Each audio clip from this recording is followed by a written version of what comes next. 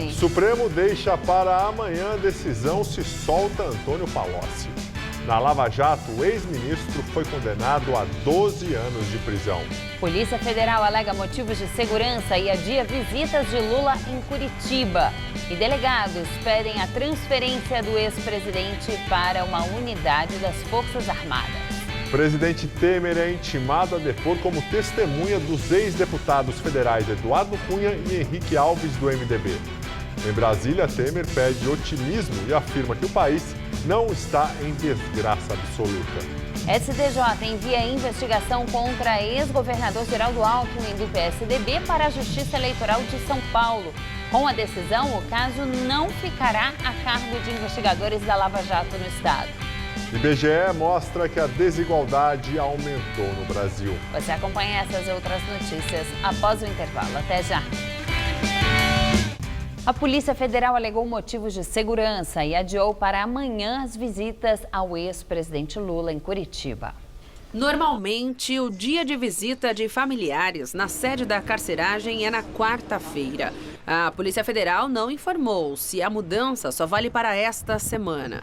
Além de Lula, estão no local o ex-ministro Antônio Palocci, o ex-diretor de serviços da Petrobras ligado ao PT, Renato Duque, e o ex-presidente da OAS, Léo Pinheiro, que disse em depoimento que o triplex do Guarujá estava reservado a Lula. Ontem, a Justiça negou o pedido de políticos, entre eles 9 governadores, alguns senadores e deputados, para visitar Lula. Para a juíza de execuções penais, Carolina Moura Lebos, não há fundamento para a flexibilização do regime geral de visitas, onde Lula está preso. Hoje, quem esteve com o petista foi o advogado Cristiano Zanin. A defesa pode visitar o cliente em qualquer dia da semana. Hoje, o Sindicato dos Delegados de Polícia Federal do Estado do Paraná pediu à Superintendência Regional da Corporação a transferência do ex-presidente. Os policiais pedem que Lula seja transferido para uma unidade das Forças Armadas. Os delegados alegam que a presença de Lula causa transtornos e riscos à população e aos funcionários da Polícia Federal. Desde que chegou a Curitiba no sábado à noite, manifestantes a favor do petista acampam próximo da sede da carceragem da PF no Paraná. Nesta quarta, a presidente do PT, senadora Gleisi Hoffmann, ré na Lava Jato, e outros deputados federais pediram para a Câmara e o Senado para incluírem o sobrenome Lula em seus nomes parlamentares, que são usados durante votações e em documentos oficiais do Congresso. Em Curitiba, onde esteve no acampamento de apoiadores de Lula, o ex-governador da Bahia, o petista Jacques Wagner, defendeu a candidatura do ex-presidente. No entanto, não descartou outros nomes. E agora à noite, a defesa do ex-presidente Lula diz que prepara 2 recursos a serem protocolados no Tribunal Regional Federal da 4ª Região em Porto Alegre. Um deles dirigido ao Superior Tribunal de Justiça e outro ao Supremo Tribunal Federal. Caberá à vice-presidente do TRF4, a desembargadora Maria de Fátima Labarrer, decidir se encaminha as apelações ao STJ e ao STF. E após parlamentares petistas solicitarem a inclusão de Lula em seus nomes, políticos favoráveis à prisão do ex-presidente estão pedindo para que o sobrenome Moro ou Bolsonaro seja colocado no painel das casas legislativas. O deputado federal Capitão Augusto, do PR, protocolou o pedido de mudança para Capitão Augusto Bolsonaro. Já o deputado Sóstenes Cavalcante, do DEM, enviou um ofício à Câmara para passar a ser chamado de Sóstenes Moro Cavalcante. O presidente da Câmara, Rodrigo Maia, ainda não se pronunciou sobre os requerimentos. Aqui em São Paulo, o vereador Fernando Holliday, do DEM, também solicitou a inclusão do nome Moro ao dele. Sindicatos e movimentos sociais realizaram hoje, aqui no centro de São Paulo, um ato para pedir a libertação do ex-presidente Lula, preso em Curitiba após condenação no caso do triplex em Guarujá. Em São Paulo, os manifestantes ocuparam a Praça da República, onde um palco foi montado e artistas se apresentaram. Foi um ato para defender que o ex-presidente Lula seja libertado. Ele começou a cumprir a pena de 12 anos e está preso em Curitiba desde o sábado.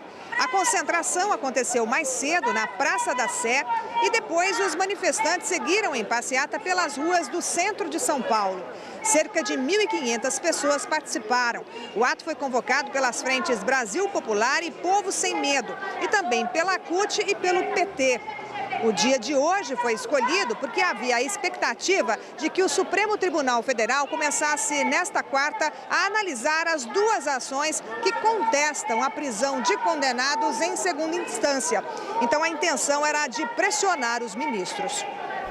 O presidente Temer foi intimado a depor como testemunha dos ex-deputados federais Eduardo Cunha e Henrique Alves, ambos do MDB. O processo contra os ex-parlamentares corre na Justiça Federal do Rio Grande do Norte. Eles são acusados de receber propina de empreiteiras investigadas na Lava Jato. Advogados de Michel Temer querem que ele preste depoimento por escrito. Hoje, em Brasília, o presidente pediu otimismo e afirmou que o país não está em desgraça absoluta. Vamos tocar à frente. Se nós tivéssemos uma desgraça absoluta no país, muito bem, paciência, mas nós não estamos, meus senhores. Nós estamos caindo a inflação, caindo os juros, nós estamos recuperando emprego. Então nós temos que ser otimistas. Nós temos que dizer, temos dificuldades? Nós temos, outros países têm, mas o Brasil, eu digo assim, o Brasil voltou. À tarde, Temer participou de cerimônia de apresentação dos oficiais generais promovidos. É o primeiro encontro do presidente com militares depois da declaração do comandante do Exército, Eduardo Vilas Boas. Na véspera do julgamento do habeas corpus de Lula pelo STF, o general disse que as Forças Armadas compartilhavam do anseio de todos os cidadãos de bem de repúdio à impunidade, adicionando que o Exército continuará atento às suas missões institucionais. Na cerimônia, Temer não comentou a polêmica. Já sobre a intervenção federal, ele disse que a medida não vai solucionar problemas na segurança do Rio da noite para o dia. É que a ação das Forças Armadas no Rio de Janeiro, em coordenação estreitíssima com as autoridades locais, já mostra resultados e confirma nossa convicção de que juntos seremos capazes de vencer aqueles que perturbam a tranquilidade e ameaçam o futuro dos brasileiros. E agora o comentário de Josias de Souza, direto de Brasília. As operações Lava Jato e Scala indicam que há algo de podre no reino de Michel Temer. Correligionários, amigos, operadores monetários do presidente já se encontram no banco dos réus. O Datafolha informa que Temer tem uma avaliação de sub-Sarney, abaixo da crítica. Apenas 6% aprovam sua gestão. Dilma foi enviada de volta para casa com uma aprovação de 13%. Com os pés fincados na imoralidade e a cabeça batendo no teto de uma impopularidade inimaginável, Temer insiste em dizer, nas conversas com auxiliares, que será candidato à reeleição. Entre quatro paredes, ao justificar sua teimosia, Temer diz ter a certeza de que vai apanhar durante a campanha e alega que precisa fazer sua autodefesa. Com isso, Temer bloqueia a candidatura de Henrique Meirelles, tumultua a articulação que busca um nome para ocupar o centro e potencializa o fantasma de Jair Bolsonaro, opção da direita paleolítica. Nesse ritmo, na falta de um Emmanuel Macron, abre-se uma avenida para a ampliação da base eleitoral de um candidato como Ciro Gomes ou para a consolidação de candidatos de fora da política, como Joaquim Barbosa. Mesmo quem não os aprecia pode acabar enxergando num deles o mal menor. Boa noite. O ex-presidente da Odebrecht, Marcelo Odebrecht, e o ex-executivo da empreiteira, Paulo Baqueiro, foram interrogados novamente pelo juiz Sérgio Moro no processo que apura a compra de um terreno para o Instituto Lula, com dinheiro da construtora. O interrogatório foi feito a pedido da defesa do ex-presidente, que questionou itens de uma nova remessa de e-mails entregues por Marcelo à Lava Jato. De acordo com a defesa de Marcelo Odebrecht, as mensagens estavam no computador pessoal do empresário e comprovam a negociação. Os advogados de Lula negam que ele tenha autorizado a compra do terreno. A Justiça do Trabalho condenou o Hospital Sírio-Libanês a indenizar em R$ 577 mil a médica acusada de vazar exames da ex-primeira-dama Marisa Letícia.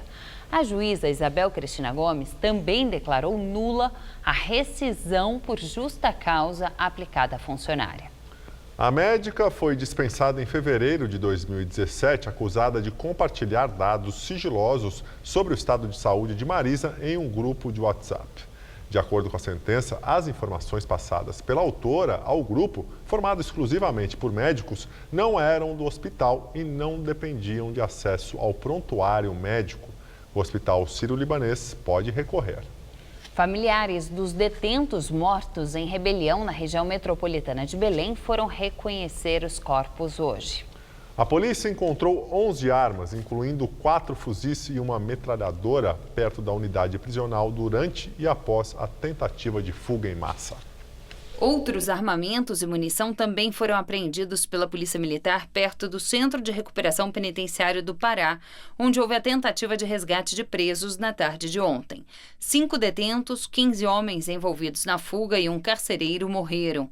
Outros agentes penitenciários ficaram feridos na ação. 4 servidores continuam internados. O número de feridos não foi informado. A rebelião aconteceu um dia após 12 assassinatos na Grande Belém. Um grupo armado tentou invadir a unidade do complexo prisional de Santa Isabel com explosivos. Houve tiroteio entre criminosos e agentes penitenciários. A força tática da PM foi acionada. De acordo com o relatório do Conselho Nacional de Justiça, em fevereiro, havia 660 detentos no presídio, que tem capacidade para abrigar 432. Avanço nas investigações sobre a morte da vereadora Marielle Franco e do motorista Anderson Gomes aponta para envolvimento de milícias. De acordo com a declaração de um investigador ao jornal O Globo, o uso de munição especial na arma que matou a vereadora e o motorista dela reforçam a suspeita de ligação com um grupo paramilitar. Ele ainda apontou a possibilidade de relação com duplo homicídio no Estácio, no Rio de Janeiro, e outros 5 assassinatos em Niterói e São Gonçalo, na região metropolitana. Segundo as investigações, ao menos um projétil especial teria sido usado, de acordo com a perícia feita em cápsulas encontradas pela polícia. E nesta madrugada, durante a audiência de custódia, a Justiça manteve a prisão preventiva de 159 pessoas detidas em uma festa num sítio em Santa Cruz, acusadas de ligação com milicianos da capital fluminense. E agora vamos ao comentário de política com Bob Fernandes. Em Belém do Pará, 32 homicídios em menos de 24 horas. Violência de base, essa que já mata 61 mil por ano. 21 mortos numa tentativa de fuga, num presídio que o Conselho Nacional de Justiça já alertava. Condições péssimas, inaceitáveis, 52% de presos a mais do que caberia. Essa a violência desimportante, porque quem mata e morre são os de baixo. Agora, em ascensão, outra violência com o mesmo DNA. A violência política. Investigações costumam seguir o mesmo padrão, depende da autoria e vítima. Gravíssima agressão a Carlos Alberto Bettoni, que filmava a manifestação em frente ao Instituto Lula. O vereador petista Manuel Marinho e o filho Leandro já foram indiciados. MST acusado pelo ataque com tinta vermelha a um prédio em Belo Horizonte, onde Carmen Lúcia, presidenta do Supremo, tem imóvel. Polícias Federal e Civil agiram. No mesmo dia, 2 suspeitos detidos e interrogados. No ano passado, 43 lideranças sociais assassinadas no Brasil, sob quase silêncio, a impunidade. A vereadora Marielle do PSOL e seu motorista Anderson foram executados. Quem matou? Quem mandou matar? Suspeita-se de milícias, militares e bandidos ou vice-versa. 28 dias e ainda não se sabe. Tiros contra a caravana de Lula, ex-presidente da República. Primeiro se discutiu se foi tiro mesmo ou se atentado contra si mesmo. Depois demitiram o delegado que acusou. Foi atentado. A perícia confirmou. Foi tiro. Atentado no Paraná, do juiz Moro, do Cristão Dallagnol e procuradores da Lava Jato. Isso há 16 dias. E esses agentes da lei não disseram um A. Silêncio também do ex-presidente da República, o sociólogo Fernando Henrique. Quem atirou? Esqueçam ou como já recomendado, aspas, joguem esse lixo pela janela do avião.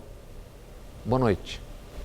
A Justiça Federal autorizou o ex-gerente da Petrobras, Pedro Barusco, a retirar a tornozeleira eletrônica. Barusco, um dos primeiros delatores da Operação Lava Jato, foi condenado a 15 anos de prisão por lavagem de dinheiro, associação criminosa e corrupção. Conforme previsto no acordo de delação premiada, ele devolveu 97 milhões de dólares, cerca de 340 milhões de reais aos cofres da Petrobras. O Superior Tribunal de Justiça enviou uma investigação contra o ex-governador Geraldo Alckmin, do PSDB, para a Justiça Eleitoral de São Paulo. Com a decisão, o caso não ficará a cargo de investigadores da Operação Lava Jato. O inquérito investiga se Alckmin recebeu 10 milhões de reais via Caixa 2 da construtora Odebrecht para as campanhas de 2010 e 2014. Segundo a delação de executivos da empresa, parte do dinheiro teria sido entregue ao cunhado do tucano, o empresário Ademar César Ribeiro. O pedido foi apresentado ao Superior Tribunal de Justiça pelo vice-procurador-geral da República, Luciano Maris Maia. Segundo o relatório, o suposto crime teria âmbito eleitoral e, por isso, a Justiça Eleitoral seria competente para analisar a investigação. Argumento acatado pela relatora do caso no STJ, ministra Nancy Andrighi. O caso está sob sigilo. Alckmin é pré-candidato do PSDB à presidência da República. As investigações no âmbito eleitoral podem acarretar penas mais brandas do que na esfera criminal. O tucano era investigado no STJ porque tinha foro especial nesta corte. Mas como renunciou ao governo paulista, perdeu o benefício. Alckmin nega as acusações. O Supremo Tribunal Federal deixou para amanhã a decisão sobre o pedido de liberdade ao ex-ministro Antônio Palocci. Na primeira parte da sessão, os ministros discutiram questões processuais. A Procuradora-Geral da República, Raquel Dodge, se disse contra a liberdade de Palocci. Foi o mesmo entendimento do relator ministro Edson Fachin. Ao votar, Barroso criticou o excesso de pedidos de habeas corpus no STF. Tribunais superiores, Supremas Cortes ou tribunais constitucionais não são feitos para julgar ou para julgarem todo tipo de inconformismo, seja civil, seja criminal, de quem tem perdido uma determinada ação. Não é assim em parte alguma do mundo. Ao proferir o voto, Mendes criticou os colegas e afirmou que o STF só não é menor porque é composto pelas figuras que o compuseram no passado. Ele também teceu duras críticas ao juiz Marcelo Bretas, que conduz os inquéritos da Lava Jato no Rio. Segundo ele, o magistrado entrou na justiça para receber auxílio moradia, mesmo sendo casado com uma juíza que também recebe o benefício. Veja o empoderamento que está acontecendo, presidente. Isso pouco que a gente sabe. Pouco que a gente sabe da conversa com os advogados, que certamente têm todos os seus cuidados em relação a isso. Então, é grave a consequência, gravíssima a consequência. Mendes disse ainda que a corrupção entrou na Lava Jato e citou o caso do ex-procurador Marcelo Miller, que participou da delação dos irmãos Batista. As críticas de Mendes também atingiram o juiz Sérgio Moro. Nós transformamos as prisões provisórias do Dr. Moro em prisões definitivas. Esse é o resultado nesses casos. São intangíveis. Então é melhor suprimir a Constituição. Já que tem o Código Penal de Curitiba, que também se cria a Constituição de Curitiba. Preso no Paraná, Palocci tenta fechar há meses um acordo de delação premiada. Na Lava Jato, ele foi condenado a 12 anos e 2 meses pelos crimes de corrupção e lavagem de dinheiro. No depoimento ao juiz Sérgio Moro, fez graves acusações contra o ex-presidente Lula. Disse que o petista sabia da corrupção na Petrobras e que foi o destinatário de um pacote de propina que incluía o terreno do Instituto, o sítio em Atibaia, cachê de palestras, doações de campanha para o PT e também mais de 300 milhões de reais para despesas pessoais. Disse ainda que Lula fez um pacto de sangue com Emílio Odebrecht, o patriarca da empreiteira. Quando o presidente Dilma foi tomar posse, a empresa entrou num certo pânico. E foi nesse momento que o doutor Emílio Odebrecht fez uma espécie de pacto de sangue com o presidente Lula. Ele procurou o presidente Lula nos últimos dias do seu mandato e levou um pacote de propinas. Em carta, ao pedir desfiliação do PT, Palocci reafirmou as acusações. Admitiu que participou ativamente de todas as realizações do partido e que, apesar de reconhecer suas responsabilidades, não poderia deixar de destacar o choque de ter visto Lula sucumbir ao pior da política, nos melhores momentos do seu governo. Ex-governador do Rio, Sérgio Cabral, deixou o complexo penal de Pinhais, no Paraná, e foi transferido de volta ao Rio de Janeiro, onde vai continuar preso na penitenciária de Bangu. A transferência foi concedida pelo Supremo Tribunal Federal ontem e a execução coube ao juiz Sérgio Moro, responsável pelos processos da Operação Lava Jato na primeira instância. Conforme determinação do STF, Moro ordenou expressamente à Polícia Federal que não usasse algemas contra o ex-governador, o que motivou, na vez anterior, críticas de várias entidades, como a Ordem dos Advogados do Brasil. Na ocasião, Moro pediu explicações à Polícia Federal, que respondeu que a medida foi necessária para garantir a segurança do preso, da equipe policial e de terceiros.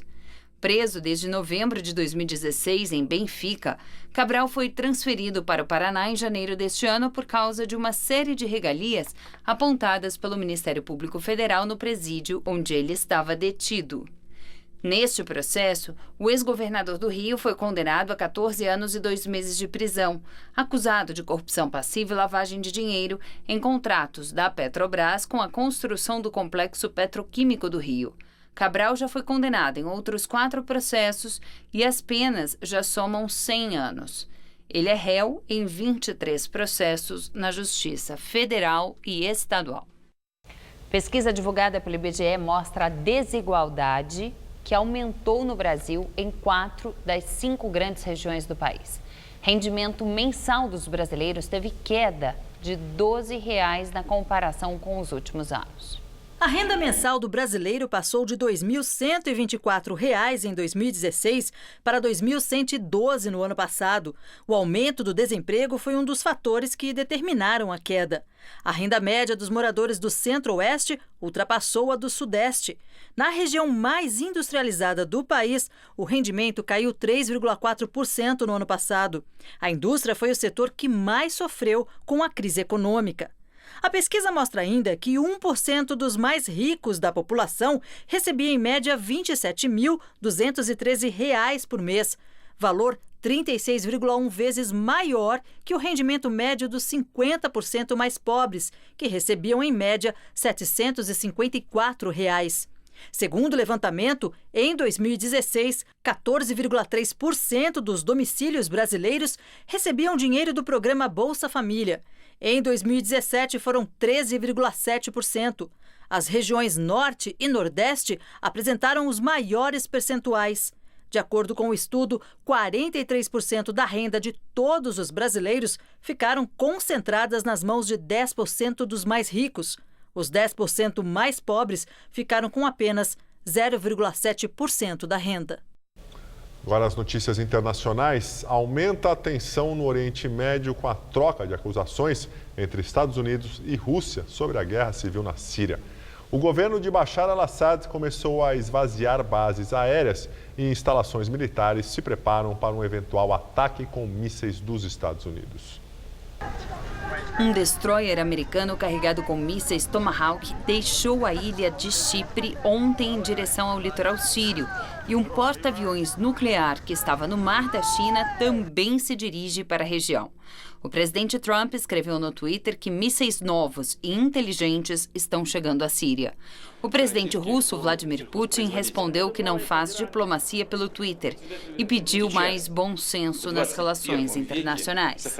O Ministério das Relações Exteriores da Síria acusou os americanos e as forças rebeldes do país de usarem invenções e mentiras, como o ataque químico contra Duma, como desculpa para atacar o território.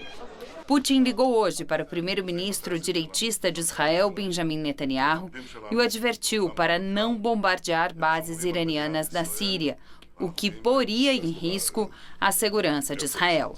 Netanyahu respondeu que Israel não vai permitir qualquer presença militar iraniana na Síria. No começo da semana, israelenses dispararam 8 mísseis contra uma base na Síria, onde havia militares iranianos. 5 mísseis foram interceptados pela defesa aérea, mas 3 caíram na base e mataram 14 pessoas. 7 seriam iranianos.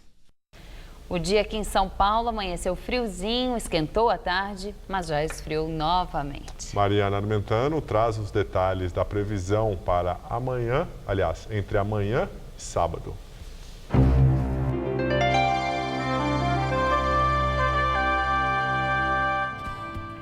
Para a capital, continua fazendo um friozinho leve à noite e na madrugada, mas à tarde e amanhã faz um calorão, viu?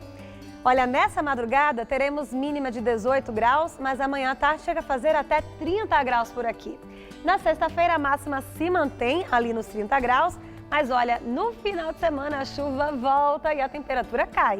No sábado a máxima prevista é de 26 graus aqui na capital.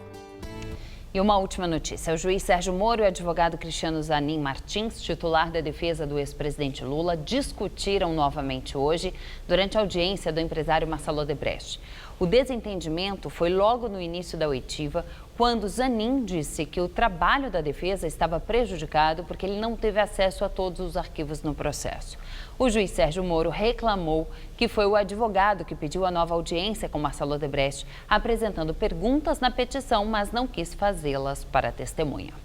Na audiência, Marcelo Odebrecht voltou a declarar que a empreiteira comprou o prédio para o Instituto Lula com autorização do ex-ministro Antônio Palocci e que o dinheiro saiu da chamada Planilha Italiano, o nome dado ao ex-ministro da Fazenda no sistema de propinas da empreiteira. Nós ficamos por aqui. A edição de hoje pode ser vista no site do Jornal da Gazeta. Uma ótima noite para você. Tchau, Gabriel. Tchau, Juliana. Até amanhã. Muito obrigado pela companhia. Tenha uma excelente noite e fica agora com o Rony Von no Todo Seu. Até amanhã.